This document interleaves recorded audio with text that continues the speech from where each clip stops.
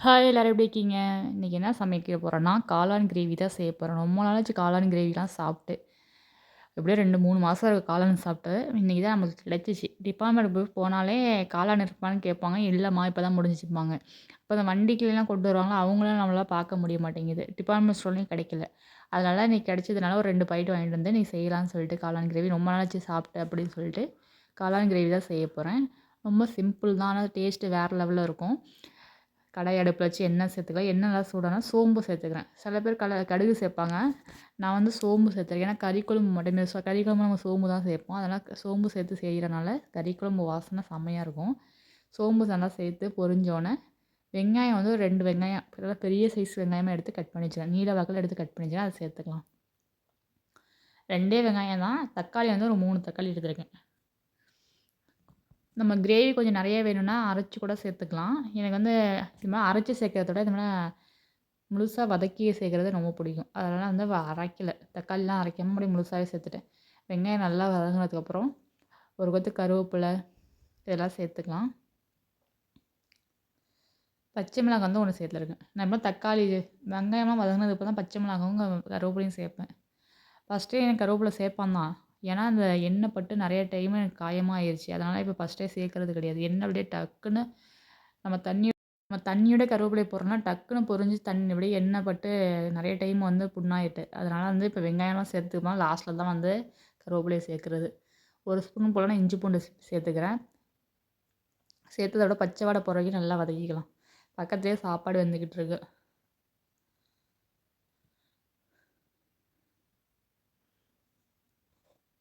எல்லாம் சேர்த்து நல்லா பச்சை வாடை போனதுக்கப்புறம் தக்காளி சேர்த்துக்கலாம். தக்காளி அரைச்சு சேர்க்கலாம். அரைச்சு சேர்த்தோம்னா கிரேவி நெறைய கிடைக்கும். அது என்னமோ எனக்கு பிடிக்காத மாரி தோணுது. ஒவ்வொரு இதில ஒவ்வொருத்துக்கு பிடிக்கும், ஒவ்வொருத்துக்கு பிடிக்காது. அது பாட்டு நான் வந்து இது மாரி தொக்கெல்லாம் செய்யும்போது அரைச்சு ஊத்தாம, அது மாரி கட் பண்ணி போட்டா நல்லாயிருக்கும்.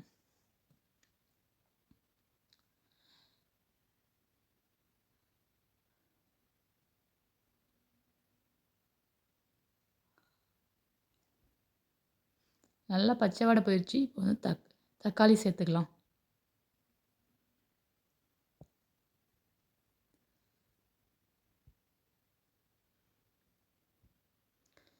இப்போ வந்து உப்பு சேர்த்துக்கலாம். உப்பு சேர்த்தா சீக்கிரம் வதங்கிரும். அதனால உப்பு சேர்த்துக்கலாம். உப்பு சேர்த்து நல்லா வதக்கிட்டு, காளான வந்து நான் கிளீன் பண்ணி வச்சிருக்கேன். நான் ஃபர்ஸ்ட்டே சுடுதண்ணி, மஞ்சத்தூள்லாம் போட்டு சுடுதண்ணில வந்து ஒரு 5 நிமிஷம் நல்லா விட்டு, நல்லா கழுவிட்டு தான் வச்சிருக்கேன்.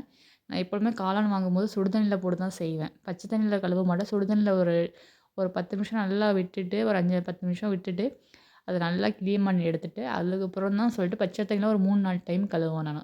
எப்படியாவது ஏன்னா அதில மண்ணும் இருக்கும்னு சொல்லிட்டு 3, 4 டைம் கழுவிட்டு, அப்புறம் கட் பண்ணி வச்சிருக்கேன். ஒரு காளான 4ஆ கட் பண்ணி வச்சிருக்கேன். கொஞ்சம் பெருசு பெருசா தான் இருந்துச்சு காளானு. அதனால 4ஆ கட் பண்ணி வச்சிருக்கேன் காளான.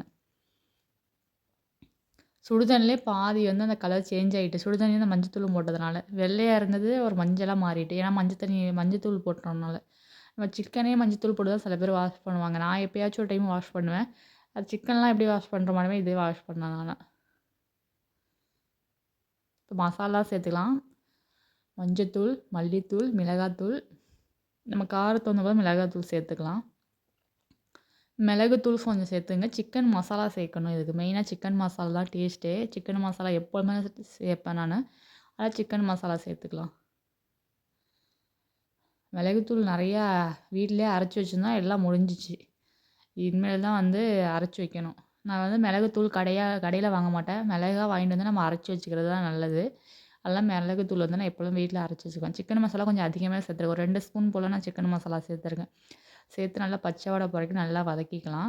ஆனா இவ்வளோ சேர்த்துருந்தா காரமே இல்ல. சாப்பிட்டுட்டு தான் நான் வீடியோ போடுவேன் எப்பொழுதும் சொல்றேன். ஆனா காரம் அவ்வளோதுக்கா பத்தல எனக்கு. ஏன்னா எனக்கு வந்து சளி பிடிச்சு உடம்பு சரியில்ல. எனக்கு காய்ச்சல் அடிக்கிற மாரி இருக்கு. தொண்டையெல்லாம் சரியான வலி. காரமா இருக்கணும் கொஞ்சம் காரமா அதிகம் போட்டேன். ஆனா காரமே தெரில. ரசத்துலயும் அப்படிதான் கொஞ்சம் காரம் அதிகமா போட்டேன். ரசமும் காரமா தெரியல. இனிமேல் மிளகாத்தூள் வந்து அப்படியே அள்ளி சாப்பிடணும் போல இருக்கு. அப்படி இருக்கு. இப்போ வந்து இதோட பச்சை வாடைலாம் நல்லா போயிடுச்சு. மசாலாவோட பச்சை வாடை. இப்போ வந்து காளான சேர்த்துக்கலாம். 2டே பாக்கெட் தான் எவ்வளோ இருக்கு பாருங்க. ஏன்னா 4ஆ கட் பண்ணியிருக்கேன் நானு. சின்ன சின்னதா போட்டா நல்லாயிருக்கும். அதனால 4ஆ கட் பண்ணியிருக்கேன். இதில தண்ணி ஊறும். நான் கொஞ்சம் கூட இல்ல சொட்டு தண்ணி கூட நான் ஊத்தல. எல்லாமே அந்த காளான்ல தண்ணி எப்படி சிக்கன்ல தண்ணி ஊறுமோ, அதே மாரி காளான்லேயும் தண்ணி ஊறும். அதெல்லாம் கொஞ்சம் கூட தண்ணி ஊறாம நல்லா கிண்டி விட்டுட்டு, அந்த தண்ணியிலே நல்லா வெந்துரும் காளானு. நேரத்திலேயே ஒரு 5 நிமிஷத்துலேயே நம்மளுக்கு தண்ணி நல்லா ஊற ஆரம்பிச்சுரும். காளான்ல. சிக்கன்ல கூட இந்த அளவு தண்ணி விடுமான்னு தெரியல. ஆனா காளான்ல தண்ணி அவ்வளோத்துக்கு விடும். நல்லா கிண்டி விட்டு மூடி போட்டு மூடி ஒரு 10 நிமிஷத்துக்கு நல்லா வந்து அப்ப இப்ப கிண்டி விட்டு மூடி போட்டு மூடிருங்க. 10 நிமிஷத்துல காளான் ரெடி ஆயிரும். மேலாப்புல மல்லித்தழை தூவி, இது கூட எல்லாத்தோடயும் சாப்பாடுக்கும் நல்லாயிருக்கும். தோசை, சப்பாத்தி எல்லாத்து கூடயும் வச்சு சாப்பிட்லாம். செம்ம டேஸ்ட்டா இருக்கும். எனக்கு வந்து சப்பாத்தி, தோசைக்கு தான் ரொம்ப பிடிக்கும். சாப்பாடோட சப்பாத்தி, தோசைக்கு ரொம்ப பிடிக்கும். இன்னைக்கு வந்து சாப்பாட்டு கூட தான் வச்சு சாப்பிட போறேன் இன்னைக்கு.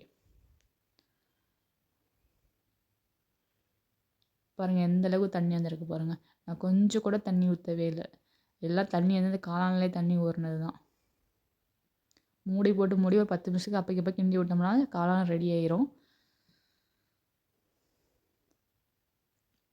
இங்க பாருங்க சூப்பரா காளான் ரெடி ஆயிருச்சு. பார்க்கையிலே எவ்வளோ சூப்பரா எச்சில் ஊறுது. அந்த அளவுக்கு வந்து காளான் ரெடி ஆயிருச்சு. எனக்கு காளான் ரொம்ப பிடிக்கும். இப்ப காளான் அதிகம் கிடைக்கிறதுனால வாங்க முடியலனால ரொம்ப நாள் கழிச்சு இப்ப காளான் சாப்பிட்றேன். உண்மையிலே செம்ம டேஸ்ட்டா இருக்கும். நீங்களும் செஞ்சு பாருங்க. யாருக்கெல்லாம் காளான் பிடிக்குமோ மறக்காம கமெண்ட் பண்ணுங்க. எனக்கு ரொம்ப ரொம்ப பிடிக்கும் காளான். இந்த சப்பாத்தி, தோசைக்கு வச்சு சாப்பிட்றது ரொம்ப பிடிக்கும். இந்த வீடியோ பார்த்துட்டு எப்படி இருக்குன்னு சொல்லுங்க. இதே போல அடுத்த வீடியோல பார்க்கலாம். Okay bye.